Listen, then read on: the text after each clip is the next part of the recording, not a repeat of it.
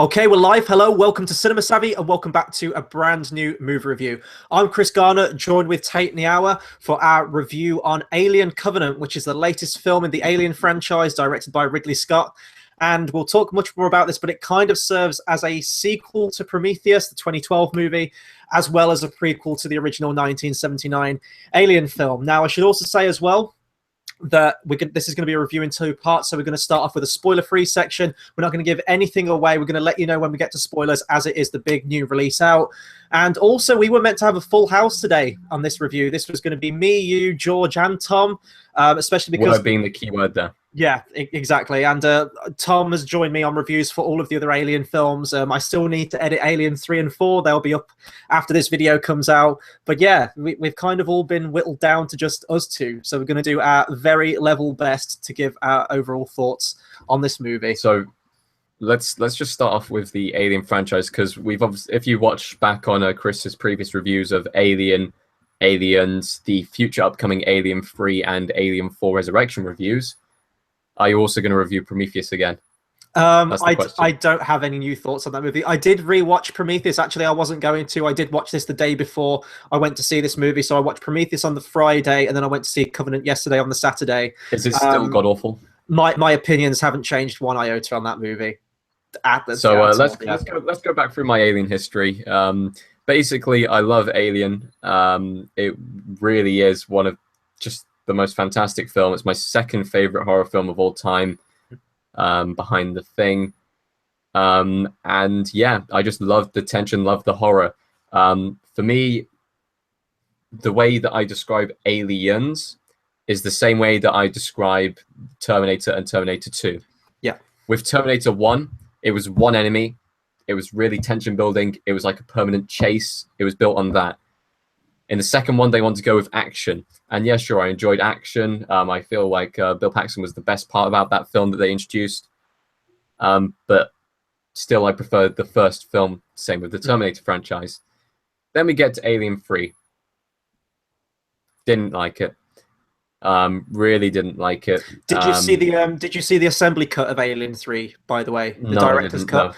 No. Give that a watch. It's about half hour longer, and it fleshes a few more things out. It's still not inherently a great movie, and it pales in comparison to the two, but it's a much better movie than the theatrical cut. I caught Alien 4 on TV because I didn't even realize it. I was flicking through the channels and it came on. I was just like, yeah, sure. I think I missed the first half an hour of it. Mm-hmm. And then I also missed the final hour of it because I just turned it off. Yeah. I was just turned it on, watched it for about 15 minutes, just like, nah. They did the AVP movies as well, but no, Inverse Predator. I was okay with the first one. I was not okay with the second one. Mm-hmm. Like the first one was passable. Like it was okay. Yeah. Wasn't good, wasn't bad. It was okay. Prometheus is still the worst cinematic experience I've ever had. I have my 3D glasses, which I ruined by snapping in half upon leaving the cinema. I love how you've kept those as a trophy, by the way. You've kept those as a trophy to remind you. Well, actually, I could show you all of the other 3D glasses which I've got, which I keep from all the other films, but those ones are very special because they are the only ones which I have snapped. Seriously, Prometheus is just a goddamn awful film, no matter which way you look at it. And I've met people who actually like the film, and I would have an hour to 2 hour long argument to explain why it may be the worst film that I have ever seen, in context of what it did to a franchise and what it presented, and just the fact that it's boring. Yeah. Like, not only is it riddled with plot holes, but it's so boring. Yeah. Well, Tate, it's just because you don't understand the film, right? That's why you don't like it. You can't read into all the intricacies of that plot and the characters. And the story it's trying to tell. It feels like I'm talking about High Rise right now, but no. Seriously, Prometheus was a very terrible film. Yeah. If I was going to give a one-word opinion on this film, it's meh. It's meh.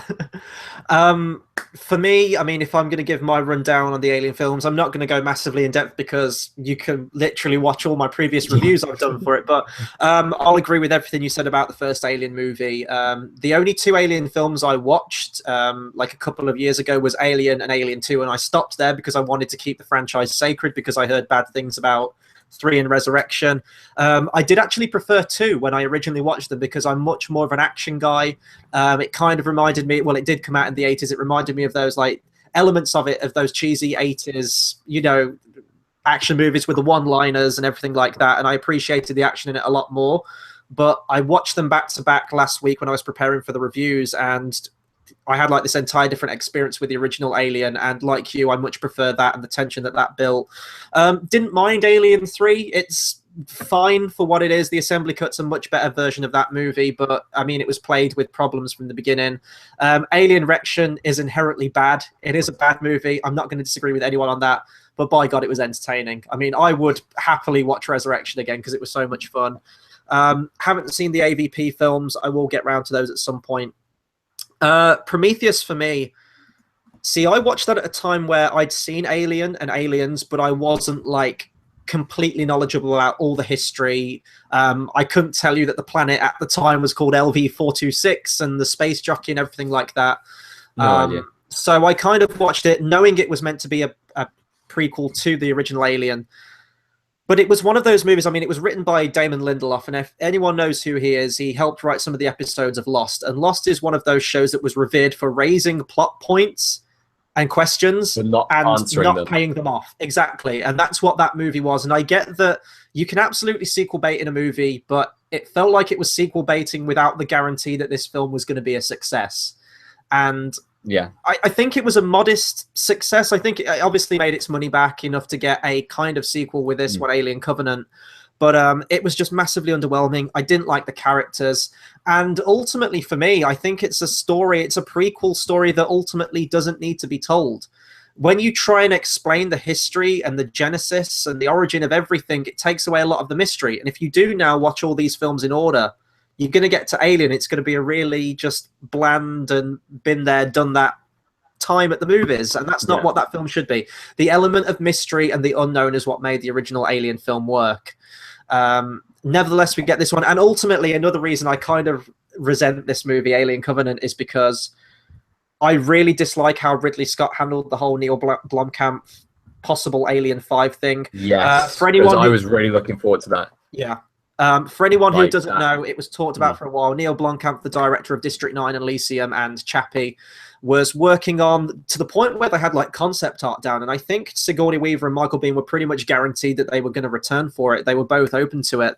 It was going to be a sequel to the to 1986 Aliens, and it was going to essentially wipe Alien 3 and Resurrection out of continuity, which pleased a lot of fans. They wanted to see the characters of Hicks and Ripley return once again and continue their story. And then it almost seemed like Ridley Scott wasn't happy that people were more looking forward to that movie than to a Prometheus 2. So he kind of pushed Alien Covenant in there so that now he can continue this franchise, and now there's no place for an Alien 5 to take place. And I think that was kind of really underhanded and childish way of going about things. Very underhanded and childish way, especially when this film, it isn't really a spoiler, but our opinions to this film are not positive or as positive as we would have liked them to be. Yeah. And I guess that's a good jumping point to just get into our overall opinions now. For me, this is a movie that I'm just going to say I enjoyed this a lot more than Prometheus. I think it was a lot more focused than Prometheus. It did actually answer some of the questions that it set up. Not all of them, but we'll get into that as we get through our review. And inherently, it's answered some questions and it's raised a whole lot more, which I hope do get paid off in a sequel, which we'll undoubtedly get after this movie. This was such a hodgepodge of a movie because my favorite parts of this movie were everything that was a Prometheus sequel. All of my least favorite parts of this movie were all the parts where it was trying to be a remake of Alien. Yeah. And I want to say the problem with that is, because I completely agree with you there, the problem with that is your favorite parts being linked to Prometheus is never a good sign. For me, they were my favorite parts, but it didn't mean that I enjoyed them. By saying they're my favorite parts of the whole film doesn't mean much when I don't think too highly of the whole film. And seriously, like, this film had a lot of potential to right the wrongs, and this film is basically split. It doesn't know whether it wants to be a Prometheus sequel or whether it wants to be a brand new Alien film. Yeah. And it would have been better if it had stuck to one of those and just run with it. Yeah. But instead, they mashed the two ideas together, and it makes it a mess of a plot. And really, the only thing you can kind of commend this film on is the acting performances of like one or two of the characters, and that's it. And like Prometheus, I mean, Prometheus had a solid cast. You had Noomi Rapace, you had Charlize Theron, Idris Elba, Fassbender, Guy Pearce. It was tremendous talent. And that's exactly the case with this film too. And it's so weird how this film came about, because I think ultimately who's to blame for this movie and wanted it to be like an Alien film is the general fan base of the Alien franchise. I mean, people went to see Prometheus, and mostly the general consensus was, this doesn't feel like an Alien movie. This doesn't remotely feel like it's tied into or it's leading into Alien. It's this weird sci-fi film that's only vaguely linked. So it's almost like Ridley Scott took that on board, and I think he's even gone on record and says that he got Prometheus wrong. Like, he got the focus of that movie wrong. Here's the thing. I can't remember who said it. I'll need to have a look afterwards, but someone said, and I think it was someone in the quite high up in the team working with Covenant, that this film would make Prometheus better. Yeah. It doesn't. It really doesn't. Like, it doesn't affect the film backwards. Like, it may affect the next film more, because the next film might be better because of this film, but it doesn't affect it backwards. Like, this isn't a film where you should get too many high hopes going into it. Yeah. And I'll talk about it maybe a bit more when we get to the spoiler section, but this film has some quiet moments. It has some action moments. It doesn't really have mind-blowing moments of either section. It's a very middle-of-the-road film in that sense. And because of those kind of areas being a mess and the film itself being a mess, once again, it comes down to the characters. And when we move on to them, they are also a mess. And I will say, like, I was enjoying this movie. I was genuinely intrigued by this movie right up until the first Xenomorph shows up. And then I was kind of out, because obviously I did catch up with all these Alien movies in the lead up to this. So I guess I did get a bit of Alien fatigue with this movie. But once the Xenomorphs hit in this film, it's so paint by the numbers. It just felt like I was seeing the same movie again. It felt like I was watching Alien or Aliens. It hits exactly the same plot points, beat for beat, pretty much all the way through, to the point where can I just put this out? What we want is an Alien or Alien sequel that has a different narrative to the originals, but still has enough of the original in it to make it feel like a homage or an actual Alien film. So we want the Alien obviously in the film. We want the Alien to go around killing people, but we don't want it to follow the same narrative as the original films. Yeah, but it felt like they've had two attempts at this now, and they've got them both wrong. It felt like Ridley Scott had again to do it. It felt like Ridley Scott had a checklist of all the things that were required from an Alien movie, and then this movie hit a point where it ceased to be a Prometheus sequel, and then he was just going down the boxes, just ticking them off. Yeah. And that's where I kind of resented this movie, because it felt so paint by the numbers. It felt like a remake of Aliens. Everything I'd seen in this movie involving the alien, I'd seen before. It might actually, like, I know we'll talk. Actually, yeah, I'll talk about this when we get to spoilers. I'll talk about this. What I'll actually pitch an Alien film. Yeah. And I will say as well, like, for as much as I disliked Prometheus, I was still really intrigued to hear what answers, how they were going to answer all these questions that were raised in Prometheus. And none of them are inherently satisfying, which we'll get to in spoilers, but we'll move on a bit now. We'll get into the review a lot more. So speaking of the questions, does it answer the questions that were raised in Prometheus? Kind of. Yes and no. There's still a lot of questions that remain unanswered from Prometheus, and I think now at this stage we're pretty much not going to get answers. I guess isn't a spoiler, but the end of Prometheus, where you've got that sort of proto-form xenomorph shows up, never referred to, never seen. So I think they're pretty much just going to leave that plot point behind. They do answer some, but it feels very much in an underhanded way. Like Ridley Scott's almost embarrassed that he needs to refer to Prometheus, and he wants to get all that Prometheus stuff out the way, sweep it under the rug so everyone forgets about it now. We've tied all that up, and now we can just get to straight up Alien remakes. I would have liked them to have enhanced Prometheus a little bit more. And I think they were originally going to film a Prometheus 2, and then he probably changed tact and wanted to go more of the Alien route based on the lukewarm reception to the first Prometheus. Yeah. Well, I feel like the problem where Prometheus lied was that it was called an Alien film and called an Alien prequel. And then after the film came out, everyone said, well, that's a pretty crap Alien. Like, you don't attach property to it unless you're willing to like make it a good enough film to start off with. Not only that, but if you're able to time the narrative enough to make it seem like it's a prequel, to allow you to make the jump in your head. But the film didn't even do that. It left so many unanswered questions, and this film does exactly the same. It falls into that exact same trap. Fearing this film does sequel bait to some extent. Like, we can say that now. It isn't a spoiler. Most films do it nowadays. But do we even want a sequel at this stage? Like, abandon the property and start again? Because I feel like Neil Blomkamp could have done so much with this franchise. Like, I've seen the concept art. It looks phenomenal. It looks like it's Alien, but it's not what we've seen before. It's something different, and that's what we want. And that's what we wanted. But obviously Ridley Scott wants to tie that into his own property, and he wants to keep it close to his chest. And you talked about the sequel baiting at the end, and I'm not going to give away the ending just yet until we get to spoilers. No, definitely not.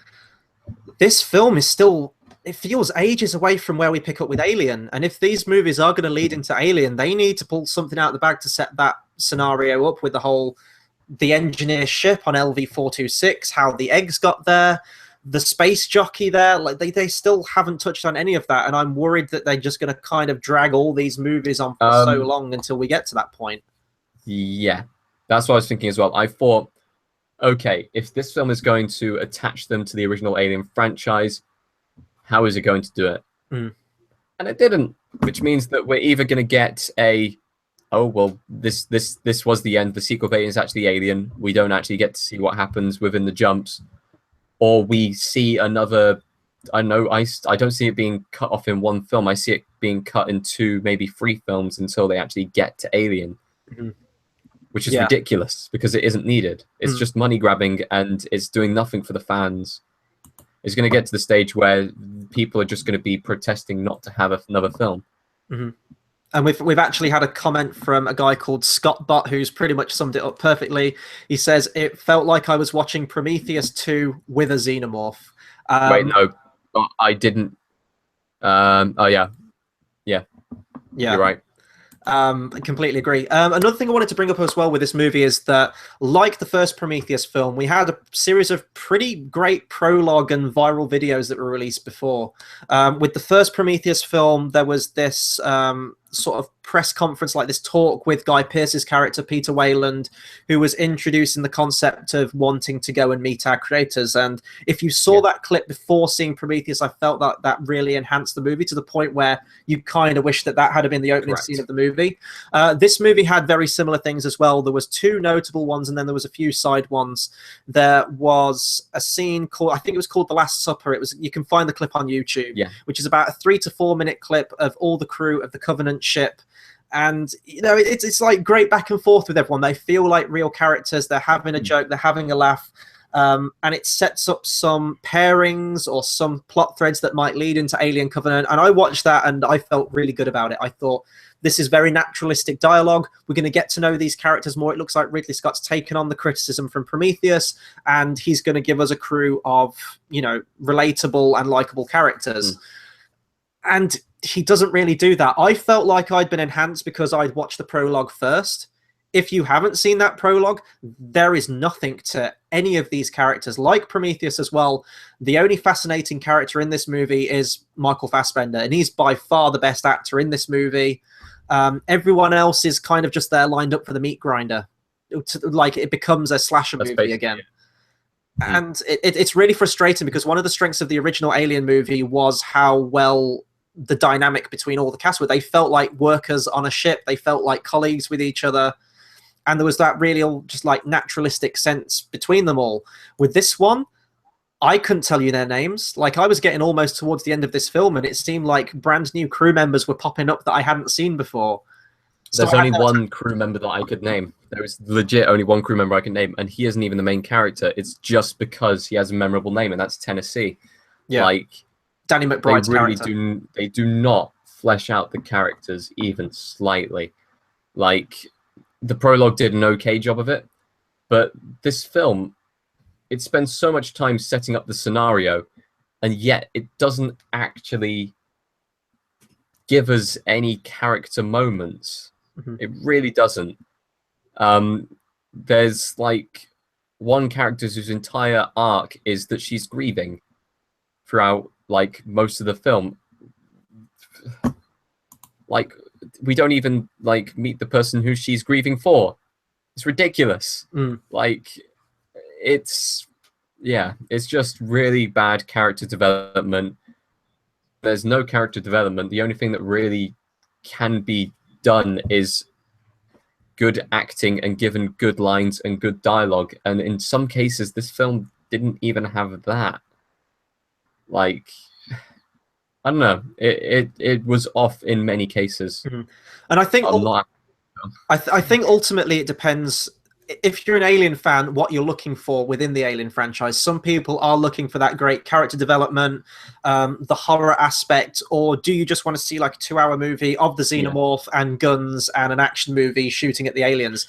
And I feel like this movie doesn't kind of land on any area. Towards the end of the film, it tries to do the whole horror thing, really ramps up the gore in this one to try and go for that shock value. But when you don't care about the characters and you've essentially seen all this alien action before, it just feels really uninspired. So you're getting no character, you're getting no established characters that you can connect with or be with on this adventure, and then you're getting this gore that's done for shock value, but you've essentially seen all this kind of action before in all the other Alien movies, so it's having no impact on you as well. So it's this very bland experience of a film. To go along with this, I want to say the music was quite bland in this film as well. It didn't ring out to me, and that was maybe one of the things that actually worked for Prometheus.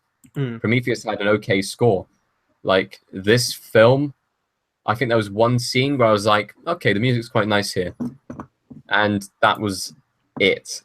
And nothing else. See, I actually didn't mind the music to this film. I will agree that there's some points during the action where it's kind of just like high strings and it's the tension building. It fits the movie.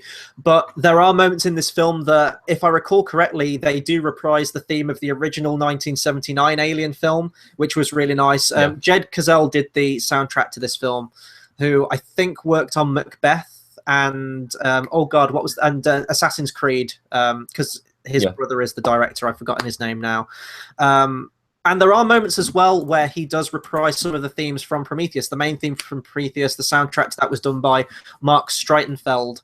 And there's a scene where Michael Fassbender plays the main theme of Prometheus on a flute. And I thought that was a really nice callback to that, because he didn't have to use any of the old tracks.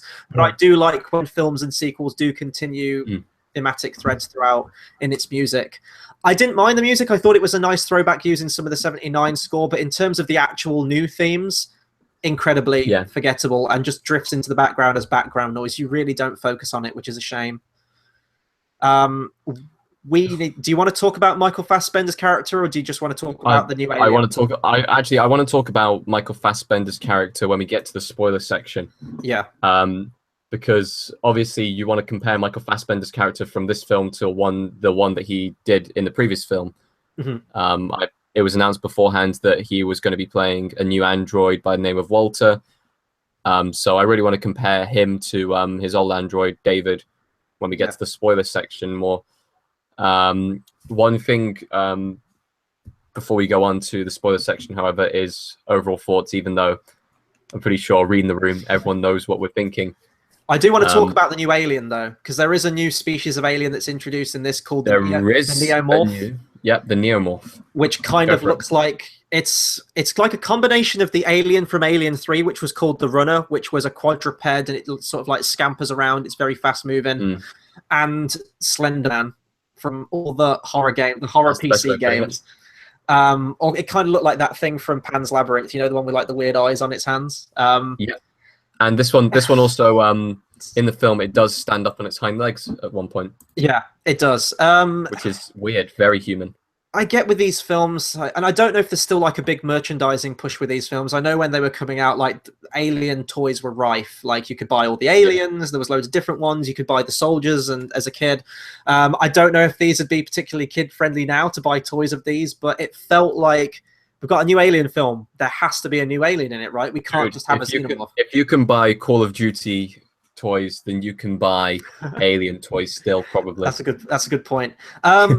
I didn't really care for the neomorph. It didn't really do anything different to what anything else in the Alien franchise does. And the xenomorph, it's a classic staple of the Alien franchise. We knew it was going to be in there. They revealed that in the trailer. I wasn't actually sure if it was going to be a queen xenomorph when I saw the trailer because it looked a lot bigger. Yeah. It's a regular one, though. What I will say is, though, and I know I go on this rant every single time. It feels like every review I talk about this. But all of the xenomorphs in this film and the aliens in general are all done with CGI. Even the chest bursters, even the little embryos, they're all done with CGI. I think the only practical things are probably some shots of the face huggers on people's faces. But when you look, even now, when you watch the 1979 original Alien, the effects in that film are incredible. I mean, it won the Academy Award for Best Visual Effects.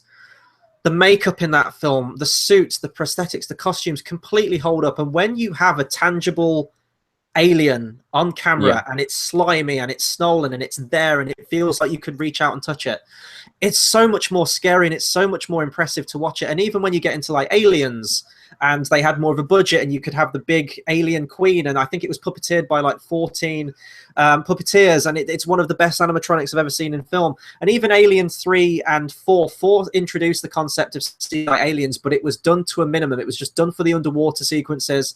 They still had great practical effects work in that and guys in costumes.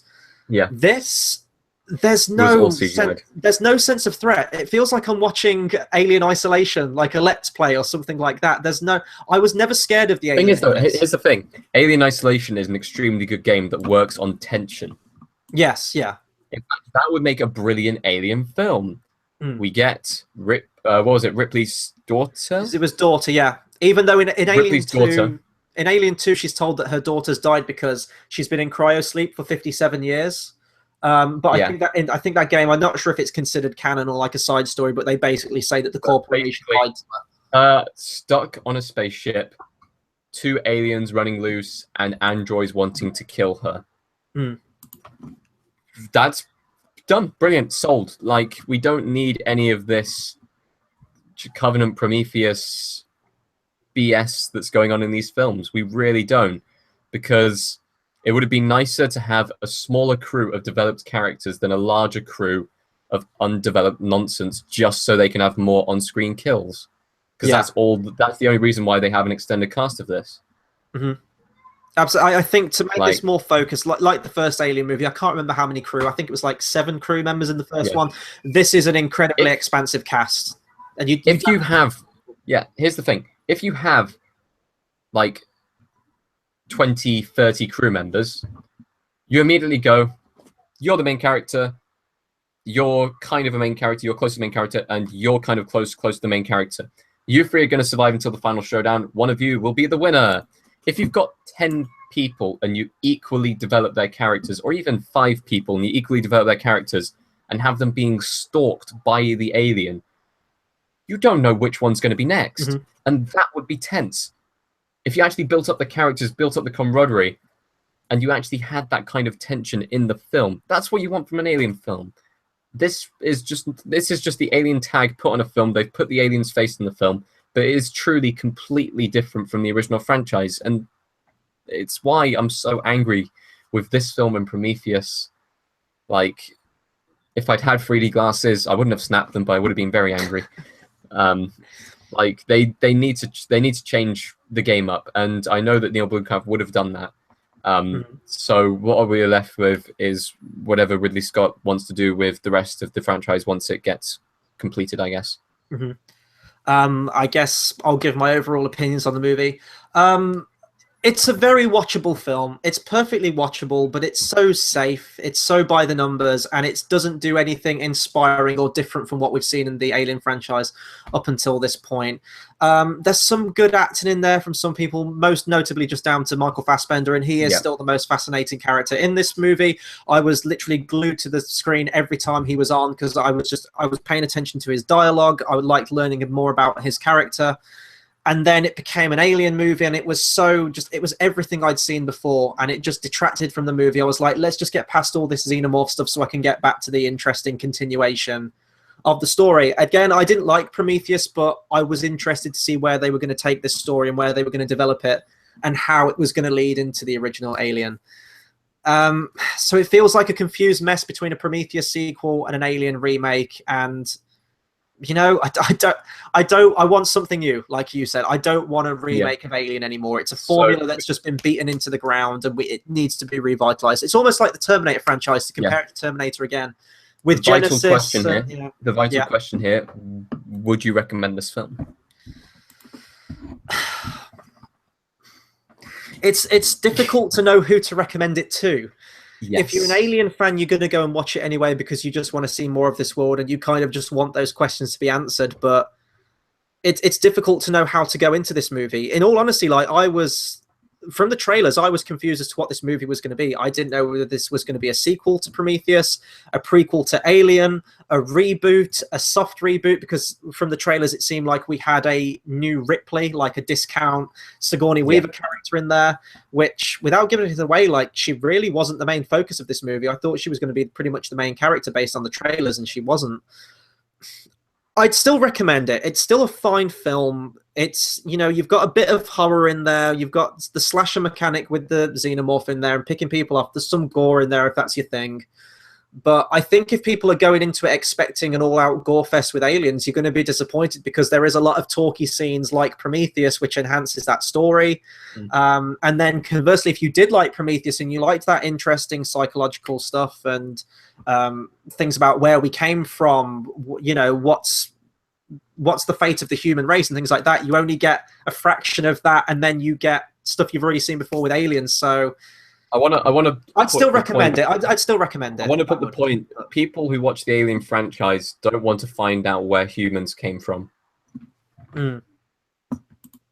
Like, they don't care about that stuff. Like, the only human character they really cared about was Ripley. And in addition to that, the only other character they really cared about was the alien. Yeah. So, what do? We can't really use Ripley anymore because she's been used on 4 films now. The films are getting stale towards the end. So what can we use that? We need to use the alien. Okay. We need to get a new main character in who people can compare to Ripley because they're new main character, but isn't the same as Ripley. Can't have a carbon cut of Ripley. And they're going about this the completely wrong way because they're trying to take our mind off the mistakes by adding in more mistakes. And it just doesn't sit right with me, which is why I'm not willing to recommend this film. And as far as this films from this year have gone so far, this may end up on my worst films of the year. And that's purely because the films this year have had a good kind of high standard so far. I haven't seen many films that have been terrible. Yeah. And this is really the first one that is kind of edging towards the I don't like it, I don't recommend this film. So yeah.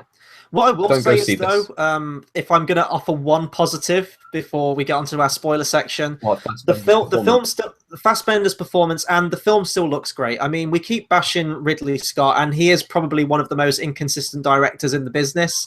For every Blade Runner, Thelma and Louise, the first Alien film, Gladiator, he makes Robin Hood. or this, or Prometheus, and all films like that kind of fall in between his great films. The film still looks great. He knows how to make a film look good, and he knows how to direct. Are we willing to say, because you just named 3 very good old Ridley Scott films, and then you named afterwards 3 very bad recent Ridley Scott films? So are we going to say that Ridley Scott has lost his edge? Well, he made The Martian a couple of years ago, and I loved The Martian. I thought The Martian was fantastic. We did like The Martian. So again, he goes through like a patch of bad films, and then he'll have a really good one, and then it'll sit back down again. He's so inconsistent. I did like the look of the movie. Before we move on to spoiler section, Sheila's left a comment, and we talked about characters saying, my biggest pet peeve for films and shows is undeveloped characters. It really annoys me. I'm right there with you as well. So if you don't like underdeveloped characters, probably don't go and see this movie, or just watch the Michael Fassbender scenes. Yeah. I guess we'll move on to our spoiler section now, if we've pretty much said everything for spoiler free. Yep, I'm good to move on to it. Okay, so this is major warning. If you haven't seen Alien Covenant and you do want to see it, you don't want anything spoiled, go and watch the film first, come back to our review, because we are going to go through this entire movie and just go through all the plot points and spoil everything for you. So if you want to tune out now's your time to do so. So we open this movie with Guy Pearce, Peter Wayland's character, yes, as well as David. Now, right from the off, that completely shocked me, because I didn't know that Guy Pearce was going to be back in it. I'm not going to lie. This scene got me incredibly hyped for this film. Same. This scene was brilliant place setting, and I really was like, oh my God, this film is going to be just, oh my God, it's going to be intense. And it planted the seed in there, of kind of a creator having kind of a talk with his creation and talking about the idea of looking for creation. And it planted the seed of David being obsessed with creation, which we kind of see in Prometheus, but we definitely see in this film. And like, brilliant place setting scene, amazing acting from both. The film goes downhill from there. See, I was still relatively on board with it, but you're right, that opening scene was fantastic. I love the fact where, if you are going to read into the themes of the film, where the whole creator versus creation, and Guy Pearce's character just looks, wearied. He's created this android, and it's almost like, now what? Like, I feel unfulfilled. I want to find my creator. Yeah. David's in the presence of his creator. He's fascinated, even though Guy Pearce is being very commanding to him and showing no kind of sympathy towards him, or love or compassion. And that was interesting when we got to Prometheus as well, where it's one of my favorite lines of dialogue in the film, where what's his name, Fassbender is talking to Shaw's husband, something like that, and I think that Fassbender says something, do you know how disappointing it would be to speak to your creators and find that they say they just created you because they can? And it was kind of building up on those things that were expressed in Prometheus. I thought it was a great opening. Didn't expect that, because, as I said, I thought this was pretty much going to be mostly devoid from Prometheus 2, so I was surprised they opened with that. And yeah, that was quite a surprising opening. It completely caught me off guard. And it made me wonder, because people who aren't really invested into the Alien franchise as much as probably we are, they come into this movie expecting to see this blood and gore, and then they have this 5-minute long talking scene. Mm-hmm. And it just so happens to be possibly one of the best scenes of the film. Yeah. For people and I who like don't how like they those, bookend it for as people, well. Sorry. For people who don't like those kind of scenes, it would immediately tune them out of the film. Yeah. Yeah, definitely. And but I do like how they bookend this opening scene with the final scene, with the music. Yes. Oh, yes. It's Wagner, isn't it? Entry of the Gods into Valhalla by Wagner. Yeah. And I'm wondering I'm wondering if you could read into that film, into that song as well, in that at the start, Guy Pearce says, like, it's very anemic without the orchestra, and it's just played on a single piano. And then by the time you get to the ending, you have this bit, you have the full orchestra and the sweeping orchestra. I guess that links with creation, and David's just this one single entity. He is their god now. Yeah. And, he has become creation, all these things he can create, the multitudes of them. And then I thought that was really clever how they did that. I love that stuff. So there was some good stuff in this movie thematically. So in the next film, we're going to have David teaching the xenomorphs how to play Entry of the Gods into piano. Is that part of our Alien spoof that we might try and, you know, we had ideas for? We're going to talk. We have to talk about it. We have to talk about that scene. But first, let's move on to the next scene, which was them on the spaceship. We're introduced to Walter, who is an Americanized Michael Fassbender, who is a lot more kind of focused than David, the original creation. To go along with that, he has to basically immediately explain after himself, because we have the solar shockwave, sorry. It kills James Franco, the only character that people would have actually heard of going into this film. Well, it wasn't just that; it was also reuniting James Franco and Danny McBride. Yeah. And I remember when they cast Danny McBride and James Franco, and people were like, "What? Like, why would you cast them in an Alien movie? What would possess you?" And eventually, we find out that Tennessee is probably one of the best characters in the film, and Danny McBride plays him brilliantly. And I wanted to see James Franco in this movie. In the prologue, we learned that he is the captain of the ship. So why couldn't we get Pineapple Express 2 in space? Well, no, why couldn't we have just got that prologue to kickstart this movie? Because that set everything up why they were on there. It introduced the characters. We see James Franco. But James Franco dies off camera. He doesn't get any lines in this movie. He does get lines, but it's on a quick time thing.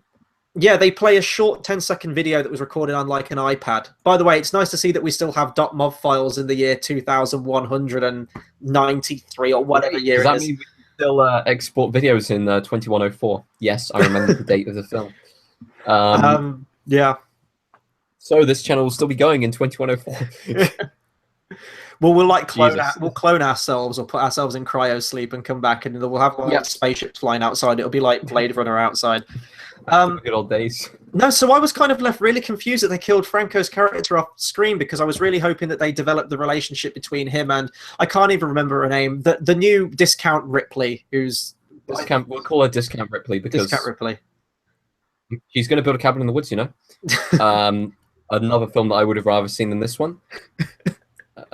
So Franco gets killed. We get this new religious dude who may or may not be Dr. Manhattan coming in and taking over the ship. He is a man of faith. Okay, nice to know.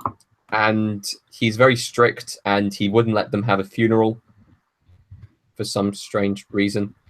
And it makes that they're going to be... He wanted to keep focused on the mission, didn't he? He was very much sort of like a man of... He becomes... Keep focused on the mission. They're about to go back into cryo sleep. Yeah. And that's where they... I did like that mechanic, though, where they were saying, like, look, these guys are going to be your neighbors one day, so take a break from the professionalism and being the captain and just be a real person. But the whole man of faith thing, like, that's a great theme to have for a character, like a character element, a character quality. But they just don't do anything with it. Like, great, he's a man of faith. So what? Say something about that. And they, to Prometheus's credit, you could argue that, I mean, Elizabeth Shaw's character was very religious in that movie, and she had the cross necklace, and that played a big part throughout that movie, and got somewhat of a payoff towards the end. So that did have a point. This really didn't. No. I think it was just like he's a man of faith. Yeah. Okay. Any other information on that? Nope. That's the only character trait he has. He's a bit mean, and he's a man of faith. Okay. Nice enough. And this is where the problems of Prometheus really start to compound on the movie again. I was liking it up until this point, and then we fall into the same problem as Prometheus.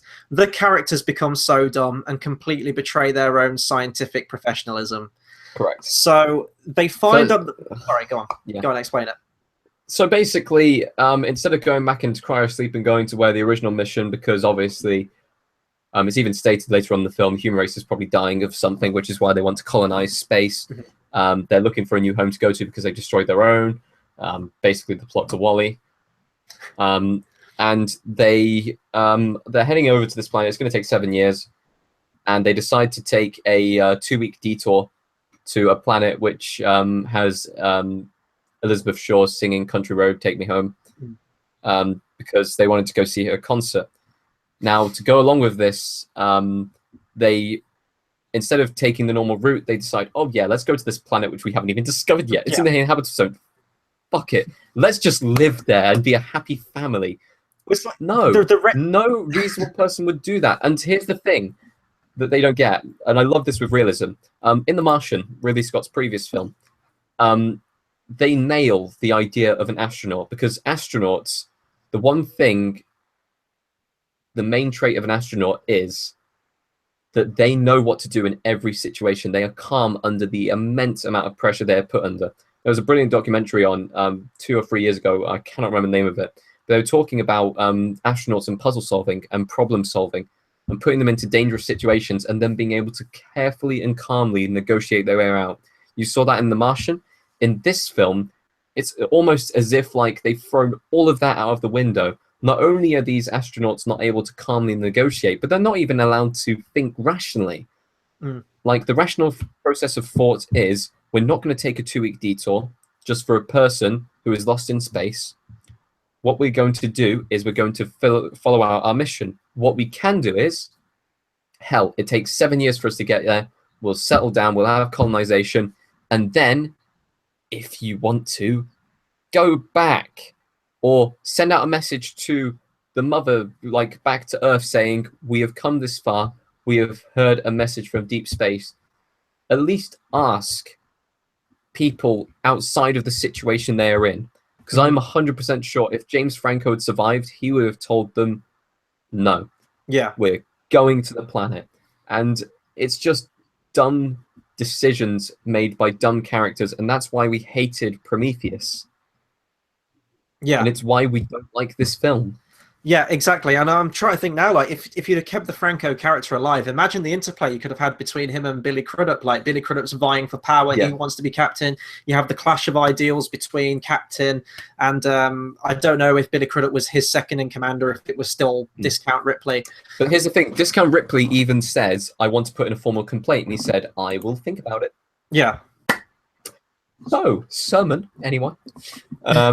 Basically, this film is a power-hungry person, gets greedy, goes to a planet and kills everyone accidentally. Like, it's so dumb in that sense. When they actually get down to the planet, once again, they fall into the Prometheus pitfalls of having dumb astronauts. And funnily enough, it was the problem that we had with the last series of Sherlock Holmes. Sherlock Holmes wasn't, like, outsmarted. He was dumbed down. And in this film, all the characters who should be smart were dumbed down to make the plot believable. Yeah. And within that sense, we have, in Prometheus, we had geologists not knowing how to correctly map a cave, or when they come into contact with another life form, not knowing what to do. We had people letting rogue objects and rogue life forms come on board the ship without quarantine. We had taking the helmets off without fully understanding the atmosphere. In this film, we have very similar things. We have people taking helmets off when they get into the new atmosphere. In fact, they didn't even have helmets in the first place. Not only that, but we have people not watching their step on planets. Yeah. Like, hey, look, I'm going to go take a whiz. He doesn't even take a whiz. He goes for a cigarette break. Maybe it's an anti-cigarette campaign or something, I don't know. He stands on some spore, and the spore basically goes and kills the entire crew through various different events. Yeah. Now, can I backpedal a little bit there? So we talked about in Prometheus, they wear helmets and they take them off even though they don't fully understand the air composition, because they do it because they're curious, which is stupid. In this movie, you could argue that they have mapped out the atmosphere and they know that it's pretty much identical to Earth's and humans would be able to breathe on there. So you could argue that. But even still, if I said to you, right, Tayte, we're going to land on this planet and we've only just discovered it now. We don't really know much about it. We think it's pretty much identical to Earth. It's got the same kind of terrain, might have the same atmosphere. Right, I'm going to send you out without a helmet. Would you agree to that based on that information? I'd say, actually, to be honest, I'd say, yeah. Can I stay up on the ship, up in space? Because if you losers get in trouble, I'm not going to come back for you. Yeah. Right on. So they all head out without the things. It's great because Billy Crudup's character, who is now the captain of the ship, he says like they're barely off the ship. They're like walking across the field. Isn't this great? He's like, oh, we could put the housing there. We can have the research complex over there. And I'm like, you've been off the ship for 2 minutes. Like, explore the place. You don't know what's on here. This is what I mean. They get so dumb. And you're right. This is where we get into the spores thing. And I saw this in the trailer, so you can predict exactly how this movie is going to go based on the trailer. But as soon as you see like the little black spore thing go into his ear and infect him, you know exactly where this movie is going to go. And you go, okay, I'm watching Prometheus again. You know, Prometheus, it was the black goop, and it like sent them all zombified and crazy, and it picked off the entire crew. This is exactly the same with this one. So he gets infected. They basically split the team up. One's going to inspect the distress signal in the crashed and the other is doing some geological research. And to be honest, she does do the geological research correctly. I mean, she puts them in test tubes and stuff like that. She watches her footing. She's the geologist. The other dude looks like he's an army dude. He looks like he's a dude just to kind of sit around and help out. Do you know what he does? He goes and stands on some spores. Those spores enter into his ear, and he becomes an alien, basically.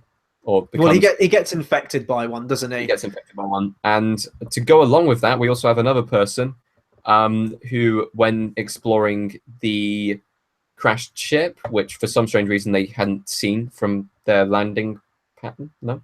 Well, it was about 10K, I think, from their landing pattern. So you could argue, and they said that they'd have to get over terrain, so it was in the mountains. So I don't mind that.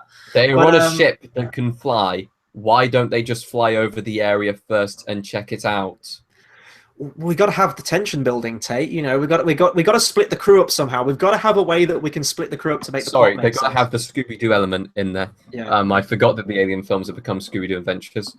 And they may as well be, just like the xenomorphs, is just like running across like into identical corridors. So David. And I would have gone away with 2 if it weren't for you meddling kids. Oh god, I'd love that. I'd pay to watch that. Let's bring the cast back of the live action Scooby Doo. Let's have like Matthew Lillard, Sarah Michelle Gellar, Freddie Prinze Jr. I'm down for that. So the crew in the ship. This is where I was interested because this was like, okay, we're gonna get some, you know, some great stuff. Also, we should mention before this, when they land on the planet, they find human vegetation. They find wheat. Yes. And we're meant to, well, I was expecting it to be Elizabeth Shaw's character, and she'd crash landed there and she had to find some sustenance, and that would explain that. Never really explained who planted that wheat or why it was there. I guess we could say it was David, but then again, I didn't think androids needed to eat. They inspect the ship. We find a hologram of Numa Rapace's character from Prometheus. The hologram sort of touching the command panel, and that's really all we see of her in that scene. One of the guys finds some spores again and decides to touch them because that's what you do. And he gets infected as well. Now, we cut back to the previous 2, who was she was doing scientific research. The other guy's got infected, and he's got a lot worse. He's sweating profusely. He's very pale, and she decides to take him back to the ship to get him in the med bay. This is where dumbness and hilarity compound on the movie even further. So they're making their way back to the ship. He's like having a fit and he's having a seizure and everything like that. Now, let's think back to the other Alien movies. Hell, let's even think back to Prometheus.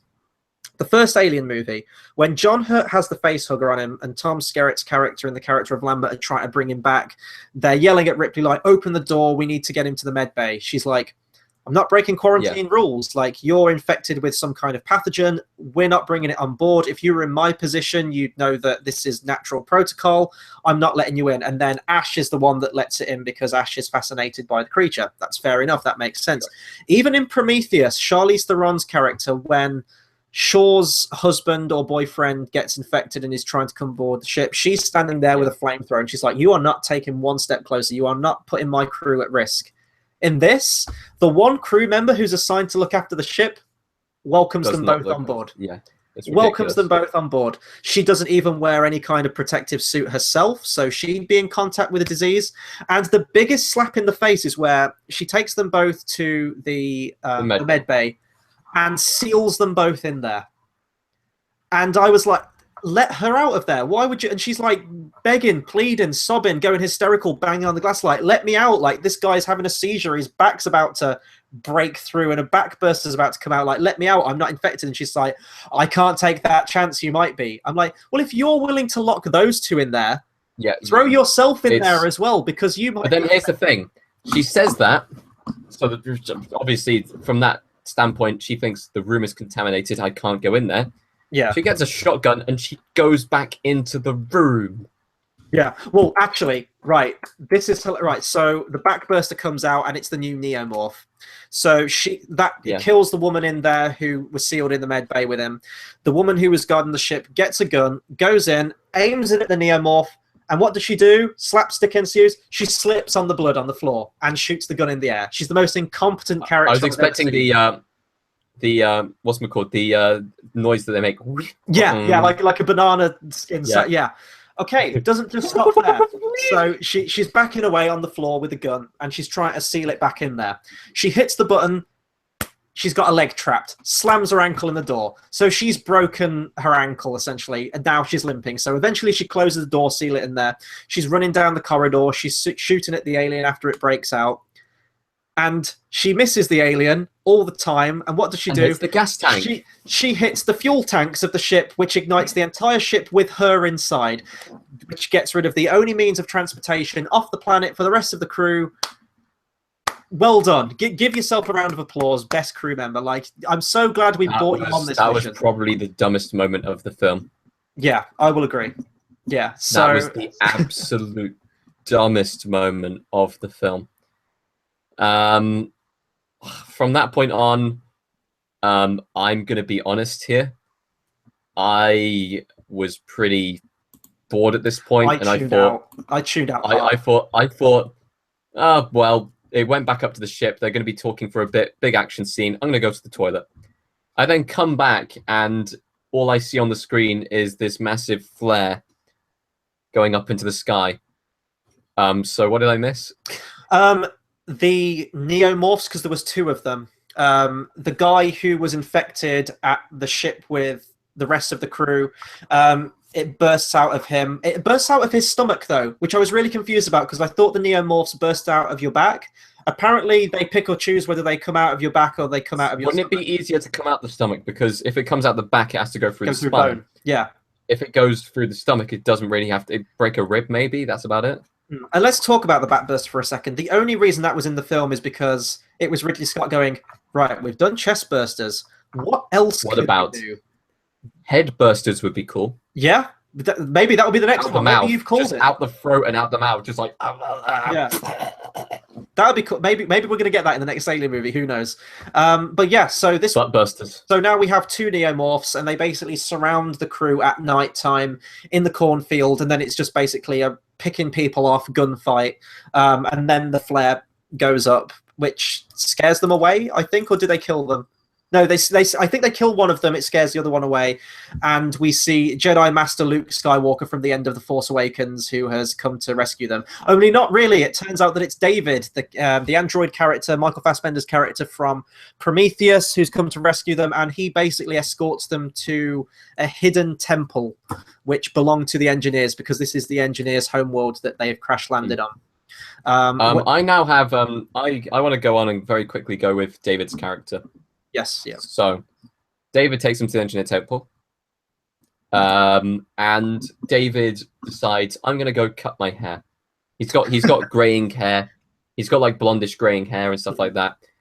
And then he comes out and he's got perfect brown hair, perfectly cut and trimmed. I said the exact same color as the original. Did he have a hairdresser in there or something?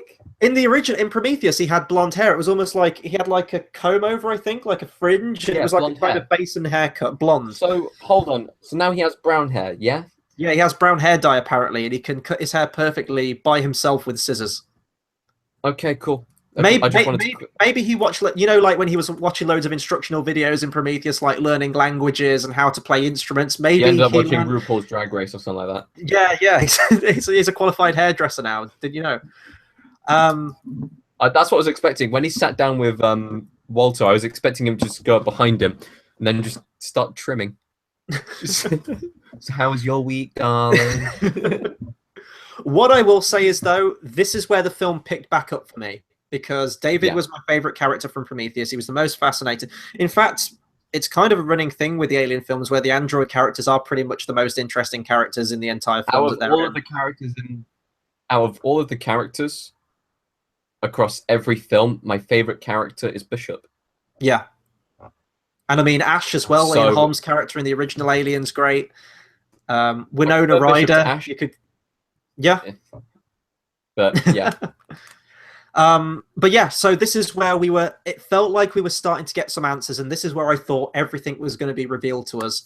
And they do cut to the prologue that was also released, which showed it was a bridging, I guess it was like an epilogue to Prometheus and also like an interlude into this movie as well that was released, where we see that following the events of Prometheus, Numa Rapace's character fixed up David. She attached the head back to the body, and they set a course to go to the engineer's homeworld to learn more about their creators.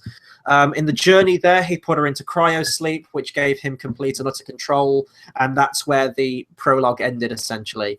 So they repeat that clip for the most part in this one. They truncate it down a little bit. They cut out a bit of the voiceover. And this is where we felt we were going to learn why they went there. We were going to get some answers about the engineers, except we don't really. We have Michael Fassbender quoting Ozymandias, one of my favorite quotes in human history, which is, "My name is Ozymandias, King of Kings. Look on my works, ye mighty, and despair." And he essentially lets loose all this black alien liquid, the weapon of mass destruction that the engineers created themselves, and uses it against them, which just essentially commits mass genocide and wipes them out instantly. That to me felt like... Oh, here's the problem I have. I just knocked everything off my desk. It's fine. He commits this mass genocide, but then later on in the film, we see him with an engineer opened out doing experimentation on him, and obviously he would have needed engineers to like put the alien inside them and develop the embryo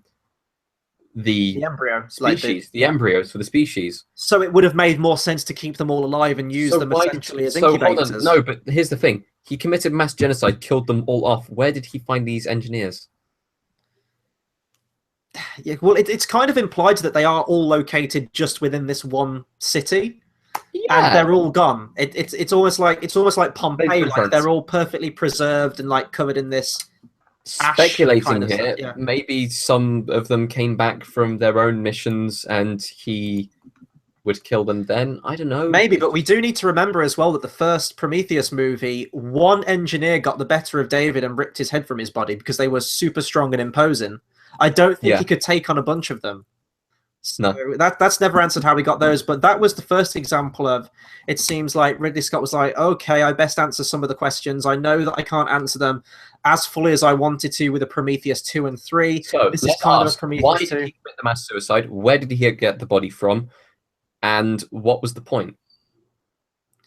Well, we learned that he wants to create things himself, which he could have done with the live human hosts of the creators. And maybe that's where you could have done the whole thing where, isn't it like a face hugger got onto one of the engineers in Prometheus, and then it gave birth to a xenomorph, but it wasn't the kind of xenomorph that we're aware of. It's kind of like a protoform. So you could have brought that up again, and then that could have eventually evolved with David and become the xenomorph that we know, and that would have been a more logical progression. And then we get basically after the whole, oh yeah, I killed everyone, ha ha ha, we have the flute scene. We do have the flute where Michael Fassbender plays Michael Fassbender's flute.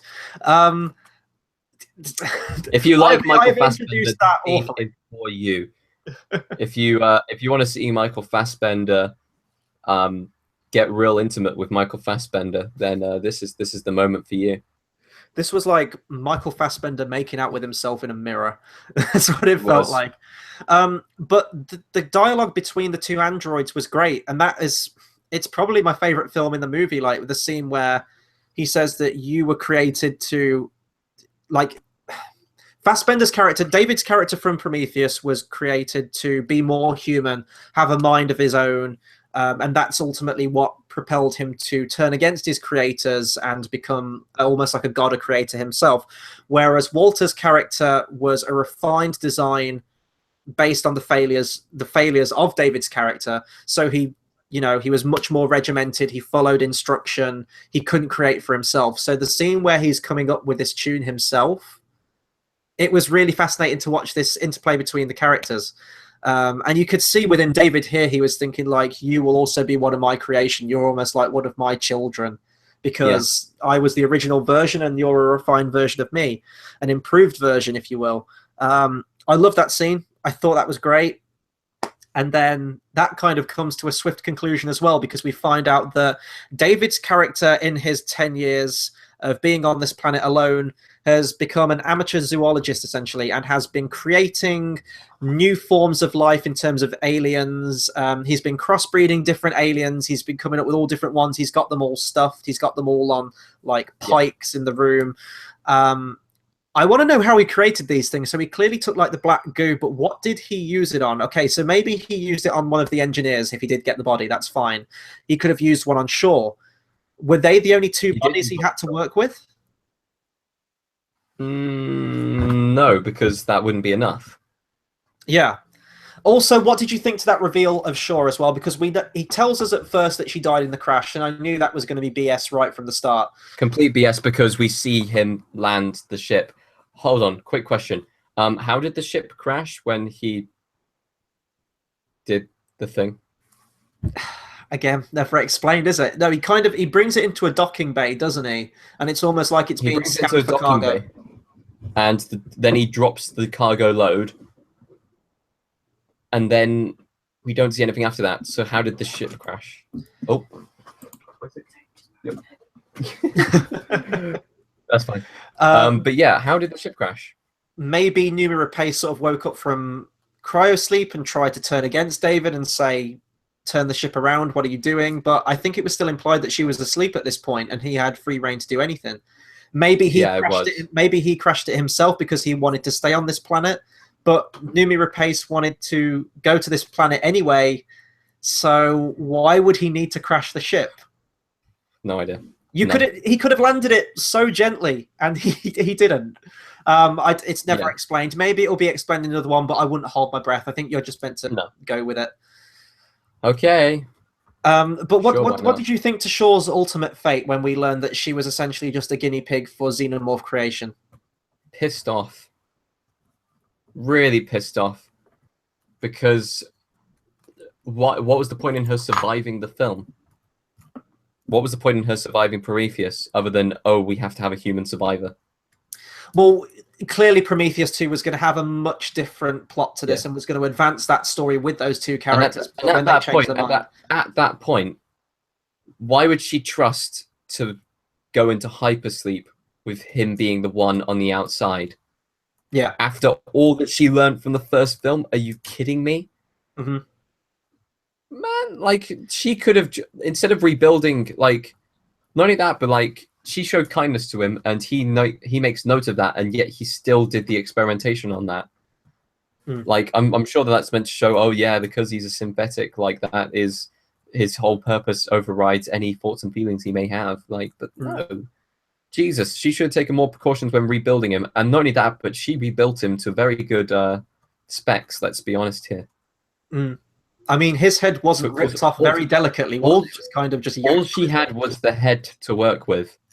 That's all she had. Nothing else. She had the body as well. She did have the body. You see her take the body and bring it out. Yeah, you do see that at the end of Prometheus. Yeah, fair enough. It's just, I remember, like, from the end of Prometheus, where you see them both take off in one of the engineer ships, which is the ship we see in the original Alien. I remember seeing all the theories for that as well, and we learn as well that it technically wasn't an alien species that was the space jockey, because that was an armored suit that they wear. It was space armor. So I saw all the theories out there that, oh, in the next one, Numi Rapace is going to come into contact with the aliens and all the eggs are going to get on board, and to stop them from hatching, she crash lands on a planet and she puts on this armor as she pilots the ship. So when they find the space jockey in the original Alien, that's actually Numi Rapace's character in the armor. And, you know, you don't need however many films he's planning to do with this to tell this story. You could have told this story in one movie had you have done it right. It's not really a story that needs telling at all anyway, but I just thought it was really... because I knew she was going to be in this movie, and I knew that she wasn't going to have a huge part in this movie, but I thought she was going to have more of a stake in the plot than essentially just serving as a host for an alien embryo. And we just see her like her laying on a bed dead with like the chest burst open. It felt like a really cheap way to get rid of the character, and again, just getting rid of those plot points from Prometheus so we can move on to the alien stuff. It's around about this point that David is pretty much all and out the villain in this movie, and he leads Billy Crudup's character into this cave to the alien eggs, the eggs that we all know and love from the previous alien movies. No. There is a bit before that. One of the little alien protomorph or whatever it is called nowadays. Oh yes, yeah. It gets in. It goes and beheads one of the people standing up. It's one of those horror movie moments where it's like, he's behind you, and she's like, oh no, he isn't. And then we're like, oh yes, he is. And then she slowly turns around and gets her head ripped off. It was a very dumb scene. To go along with that, just like he's like, I want to know. I want to know the answers, because he goes and kills the alien. And he's like, oh yeah, I'll give you all the answers. And then he just follows him blindly. Like, he puts down his weapon. He doesn't hold his weapon up when he's like going down into the cave and seeing the eggs. I would immediately question that. I would have my gun pointed at him, David, at all times. And I'd be like, you better tell me what's going on now, otherwise I shoot. As soon as the egg opens, take a step back and start shooting. Yeah, well, the red flag first in that scene you were talking about, where he sees one of his crew members decapitated. He sees the severed head floating in the water below him, with David's character seemingly showing no remorse, almost like he's happy about it, like he's proud of this creation. He even says that, it was almost within my control, like I'm showing this alien compassion. And Crudup's just looking at him like, who the hell are you, like, you madman? And he points his gun at him. And then right after that, he's like, right, I'm going to show you the secrets. And then so he takes his gun down immediately, like immediately goes back into trust mode. It's like, this guy has essentially been an accomplice to one of your crew member getting killed, and now you're going to lower your weapon and follow him into a cave where you see alien eggs? Like, no. Not only that, but you're going to follow him into the cave alone without anyone else.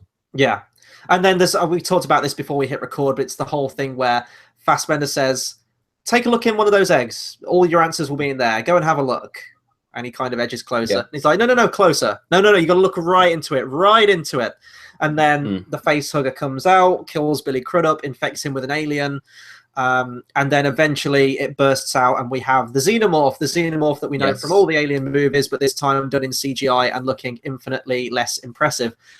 We need to talk about the scene when it first bursts out of Billy Crudup's chest, though, because this scene was hilarious, and I'm glad that you thought it was too. Mm-hmm. So, this chestburst scene, he's quite calm. And it's very interesting to see a chestburst scene where a dude is willing to question the person who did this to him at his point of death. And he does have a small conversation with him about the idea of creation. And then the chestburster comes out. The alien, like, kind of swans its way out and then holds its hands up like this. And Fassbender's like controlling it, isn't he? He's like teaching it to walk for the first time. He's teaching it to raise its arms up. And all I was thinking was, is this going to start to turn out to be a song and dance number? Is he going to start singing "Hello, my baby, hello, my honey"? Yeah, Spaceballs was the first thing that came to mind with that. Yeah. Like, it was so, I want to say cringeworthy. It was bad. Laughable. It was laughable. It was horrible. Not only that, but let's be honest, aliens from the other films would not, like, they would attack anything. Doesn't matter what created them. They would just attack anything. They have no concept of mother or not. They are emotionless. They don't have those kind of things. That's why we like them. If you give Alien any kind of emotions or, like, empathy in any way, shape, or form, they immediately don't become scary. Because we know it's not going to, like, attack Michael Fassbender's character from that point on. Like, it just becomes oh, he is now the leader of an army of aliens, and they follow his every command. Okay. Then we have David going and having a fight with Discount Naomi Rapace. Discount Ripley. Well, Discount both, to be honest. And, like, she stabs him with the nail. And this was the biggest problem I had with this film. She stabs him in the chin with this nail, and he keeps it in there for a long time. And from that point on, I'm thinking, if there comes a scene where both of them could be confused for each other, both of the androids, because they look basically the same now, the one distinguishing feature which she can point out is the fact that one of them will have a scar underneath their chin from where the nail was put in. That's the one distinguishing feature they can have. But, as we know with the ending, we stare at his chin for a long time. At the ending, I see no marks, I see no scar. And I think someone on Reddit put it really well. What would have been really good was to keep us in the dark throughout the entirety of the scenes back on the main ship, keeping his chin in the dark, not being able to see it. And then, instead of it being kind of a verbal realization, he leans over her and puts her to sleep. And then she sees the mark on his chin, and that's the realization. That would have been great. Better. Yeah. So much better. Instead, we're left with a horrible continuity error. And what really is the better model losing out in a fight to the worst model. And then the David character, who really, like, obviously he can put on an American accent suddenly, and he's able to change the clothes between him and the old David. And he's been able to map out the ship, unlike the old David, unlike Walter, sorry. Mm-hmm. So what happened there? It made us just... I will be honest, I did see the ending coming. I did think that they were going to switch up. It was so obvious that they were switching. For a bit of context, so when they're at the temple and the xenomorphs wreaking havoc and just killing people left, right, and center. Also, a facehugger gets on another guy and burns his cheek. That will come back into it at the ending. Yep. Xenomorphs doing its thing. We have Walter and David fighting each other. And this was actually a really great scene. And how they leave it is Walter gets on top of David, starts beating him into the ground, and he's about to finish it off like one more punch and he will just cave David's head in. And David says something, I can't remember what he says, but he says like, what kind of person do you want to be? Do you want to be the one who kills me, or are you going to let me go, essentially? And you see the fist just about to come down and it cuts. And I thought, oh, this is fantastic. I like what they're doing with this. And then we cut to outside. Discount Ripley, guy who's got the acid burn on his cheek, gets aboard. And Walter, who we think at that point, at the end, it's revealed that it is actually David, get on board. And then they have a bit of a discussion after the fight. And I'm sorry, but the dude's had an alien on his face. He's got a scar, obviously, from what happened. You would immediately put him in quarantine. Yeah, let's keep him around for a while, and then we'll put him in quarantine after we've dealt with the xenomorph. So I was thinking with Walter, like, oh, this is great because they're going to keep it open-ended. Like, is David still on the planet? Is he alive? Has he kind of like got into Walter's head now, and Walter's going to become the new David? Like, what are they going to do with this? It's going to be really interesting. It would have been better if Walter had understood like what David was getting at, and they had a large amount of exposition, and he realized what he had become. And that would turn him into a David-like character. Yeah. I mean, you could even... I know they want to carry on David, and I'm glad they are carrying on the David character, but had Walter had have killed David in that scene, it would have almost been an exact replication of what had come before, you know, with killing the creators killing Guy Pearce, and now the new model of android is killing his essentially creator with the character of David. So that would have been cool. We then lead to our typical big blockbuster action fight with Discount Ripley and the xenomorph. On top of the aircraft carrier, you see it in the thing where it's trying to headbutt its way in. It's almost like... I'm not gonna lie, that scene looked like a really cool VR adventure, but it wasn't good for the film. What we get two xenomorph fights in this movie. The first fight we get is trying to outdo aliens, where you have a big piece of machinery fighting it. In this one, you have like a crane fighting it. In the other one, you have Ripley and the big crane fighting it. Quick point. She goes right next to the crane. Literally face to face. Doesn't the alien have the whole... Yeah, it only uses that when it needs to. It only uses that when it needs to, Tate. But it could have very easily just have killed Oh, sorry, using it when he only needs it to, like, and then 5 minutes later, with the shower scene, it goes and uses it to kill the dude whilst he's having shower sex. Yeah. So they killed. You talked away out of that scene, because really, the xenomorph could have killed Discount Ripley right there and then. Yeah, but we need it for the end. We need it for the ending, and this is where you have all the conveniences that just it takes you out of the experience, because you can suspend your disbelief so long, and then when you know that these characters would instantly be dead, and they're not, and they're just picking and choosing. They nerf down the xenomorph essentially for when it's necessary, and it does get really annoying. So the first fight is kind of like Aliens, and it's trying to outdo the ending of Aliens. And then we have a moment of calm. We think we've got away. We think we've killed the xenomorph. Although if you've seen the trailer, you're thinking, well, hang on. There's some scenes in the trailer that I've seen where Discount Ripley is like sweaty and breathless and running away from a xenomorph on board. We haven't seen those scenes yet. Yeah. Oh, yeah, they're not out of the neck of the woods yet.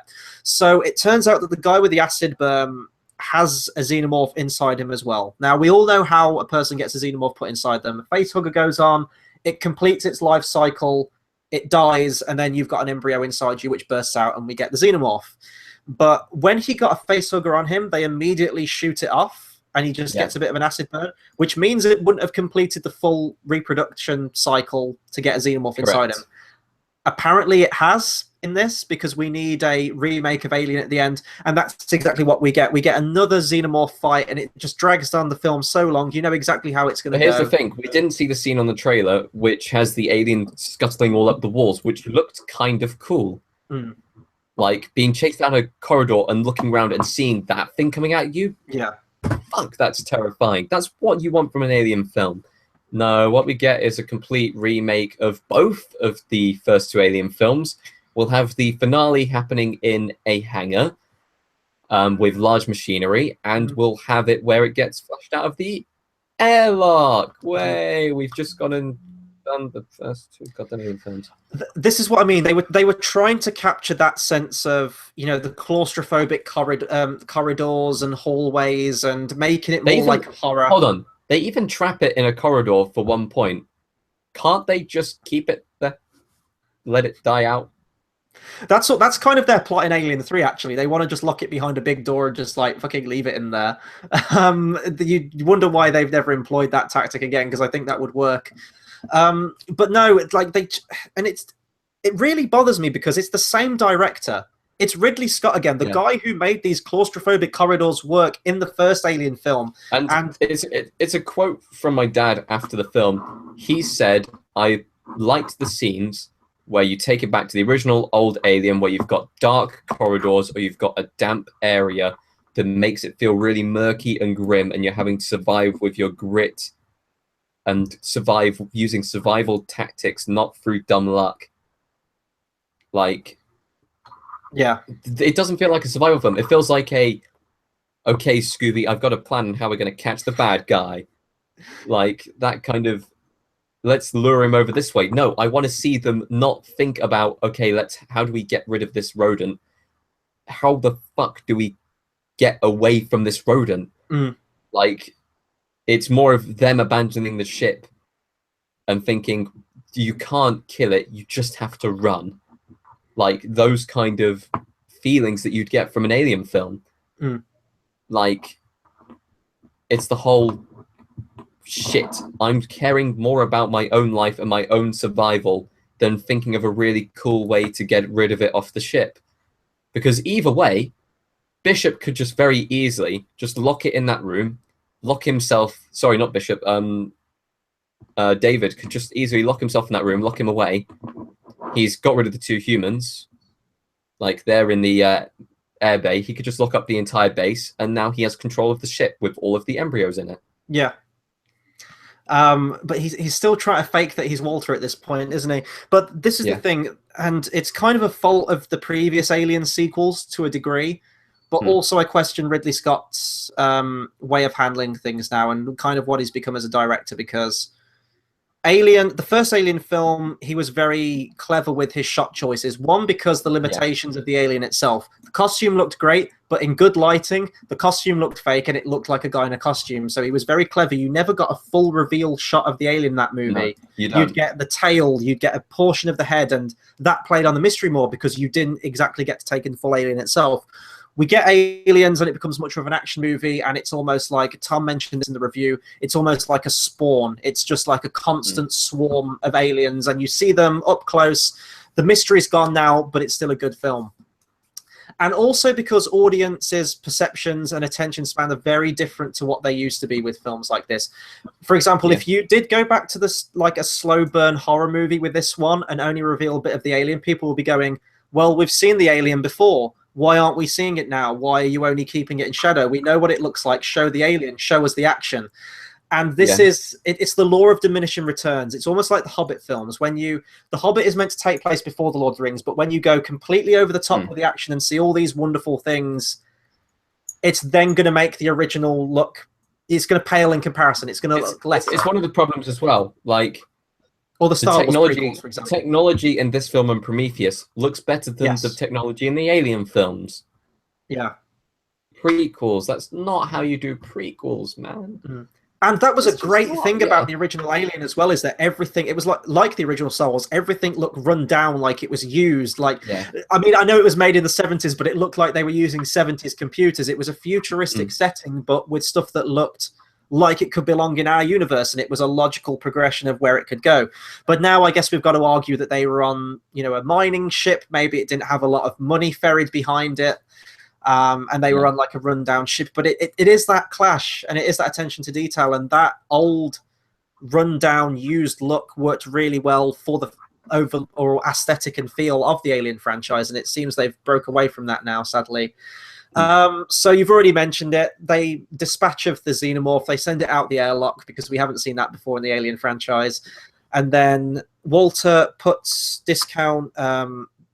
Tennessee and discount Ripley into cryosleep because they're now going to the planet they were originally intended to go to. And then he does the evil He's going to go colonize it with aliens and his love for Wagner. Yeah, he regurgitates 2 alien embryos in petri dishes and places them in the freezer with all the other human embryos, and then sails off into space to the new planet. So it's clearly leading into a sequel. I guess we'll end this review with, where do we think that sequel is going to go? Do we think it's going to eventually lead to the place from the original Alien, or do you think he's just going to drag this thing out as long as he can? As long as he can. It's going to drag out. Guaranteed. And it's not good. But because by dragging it out, like with Ridley Scott, he's got some brilliant solo films, and he's trying to make his films more franchisable, shall we say. Alien is a franchisable film, so he's going to milk it into the ground with his other properties like The Martian, cut and dry. Blade Runner we thought was cut and dry, but obviously they're doing a sequel to that now. So, like, I don't know, unless he does Thelma and Louisa. Like, it's the only thing that he can keep on doing to pump out money to go to the projects that he'd probably do better with. Yeah.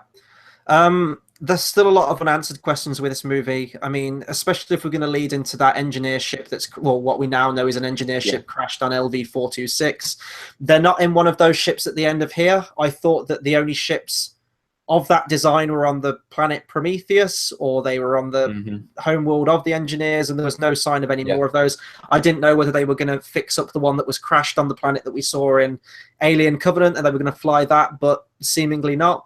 We need to know how that ship gets infected with alien eggs. So is one of the embryos going to turn out to be a queen in the next movie, and it's going to birth loads of eggs? Who knows? Who knows? There's still loads of things, and I don't even think Ridley Scott knows. It's almost like he's making this story up as he goes along at this point. Inherently, overall thoughts, it's a story that doesn't need to be told. Just watch the original Alien. It's actually, if I'm going to compare it to another Alien film, it's almost like John Carpenter's The Thing. And we did get a prequel to that, but that was a pointless prequel because you get all the information you need to know in John Carpenter's The Thing when they see this video footage of what happened to the previous base. Boding, it's tension, it's mystery. You don't know everything, but you get enough. And that's exactly what the original Alien was.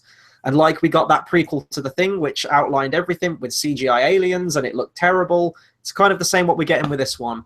The character of Michael Fassbender with David is fantastic. It's almost like Hal from 2001: A Space Odyssey. Really fascinating stuff with his character, and all of his scenes are absolutely electric, and I love them.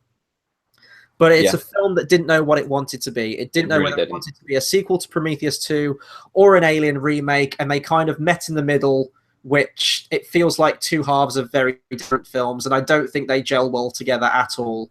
I'd still recommend it because it's Ridley Scott. The film looks great. It's got some good performances in there. I personally would not recommend it, though. I really wouldn't. If you've seen Prometheus and you enjoyed Prometheus, go watch this film. If you haven't seen Prometheus, don't watch this film. And if you saw Prometheus and you didn't like it, you will not like this one. And it's not worth going in and seeing it and getting disappointed. Definitely don't see this in cinema. Wait till it comes out on DVD, or wait till you can watch it online or free or anything. I don't think this film deserves the cinema money that it's. I really don't. Which is a shame for a Ridley Scott film. It really is. Definitely. Yeah, just get Alien and Aliens and just do like a double feature of those. That's really all you need in this franchise if you want to. Thing is, though, Cineworld near me was advertising a double feature of Prometheus straight into this film, and that really would have pissed me off. Yeah, no. That would have got my Prometheus blood boiling. Prometheus and Alien Covenant. Yeah. Oh God, yeah. No, you couldn't pay me to do that. No, what I mentioned this in one of my reviews. What my cinema was doing, the Odeon, it was having an Alien Day, I think they called it, and you got essentially you went to the box office and they give you a day ticket where they do a rescreening of Prometheus. They screen the bridging prologue between Prometheus into Alien Covenant, which is already on YouTube. They were going to have some behind-the-scenes interviews with Ridley Scott and the making of Alien Covenant, and they were doing a rescreening of the original 1979 Alien, which would be the only appealing thing about that day. But that ticket was like £20 for people in the UK. And, you know, I've got Alien on DVD, and as much as I would love to see that film on the big screen, I'm not sitting through Prometheus and endless behind-the-scenes footage on Alien Covenant. But I've said everything I can on this movie. We've talked at great length on this movie. So that'll do it for our review on Alien Covenant. Be sure to comment, subscribe, let us know what you thought of this movie. Did you like it more than Prometheus? How do you think it holds up compared to any of the other Alien movies? Anything you like about Alien in general, please do let us know. We've had a lot of comments today, so thank you to everyone for watching the stream today and getting involved with it. We'll be bringing you loads more content. There'll be more movie reviews from us in the next coming weeks. We're going to have King Arthur, Legend of the Sword. We're going to have Baywatch, and we're going to have reviews on all of the Pirates of the Caribbean movies leading up to Pirates of the Caribbean 5. There'll be more trailer reactions from me as and when trailers come out. There's your series, Tate, thoughts on film. Yep. And loads Film Club. And Film Club. Yes, Film Club's coming back on Tuesday. We will be doing the film Nerve, which I haven't watched yet, so that's going to be a very interesting experience. Loads more shows coming as well, so make sure you hit that subscribe button and the bell icon at the side so you get a notification every time we bring out some new content. That'll do it from us, and until the next video, we'll see you guys next time. Thanks for watching.